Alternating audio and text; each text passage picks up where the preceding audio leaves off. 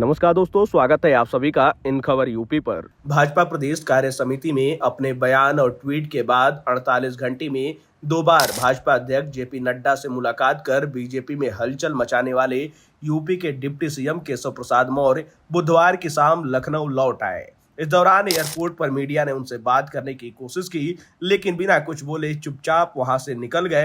केशव मौर्य रविवार को तब अचानक चर्चा में आ गए जब उन्होंने लखनऊ में आयोजित भाजपा की प्रदेश कार्य समिति में संगठन को सरकार से बड़ा बताया और अपनी बात को जोरदार तरीके से रखा था।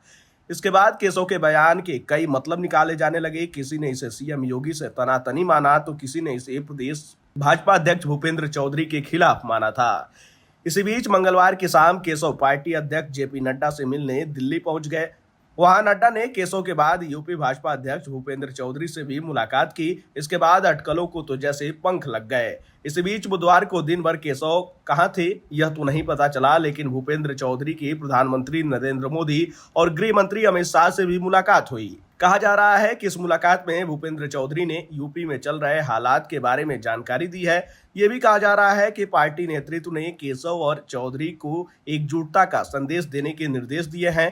भाजपा मुख्यालय में मंगलवार देर शाम हुई इन मुलाकातों में केंद्रीय नेतृत्व ने पार्टी में एकजुटता बनाए रखने, कार्यकर्ताओं के मनोबल को ऊंचा रखने और संयम के साथ बोलने की नसीहत दी है। पार्टी ने संदेश देने की कोशिश की है कि यह समय एकजुटता का है, ताकि पार्टी 2027 के लिए पूरी ताकत से तैयारी में जुट सके, न कि एक दूसरे को कमजोर करने की कोशिश की जाए।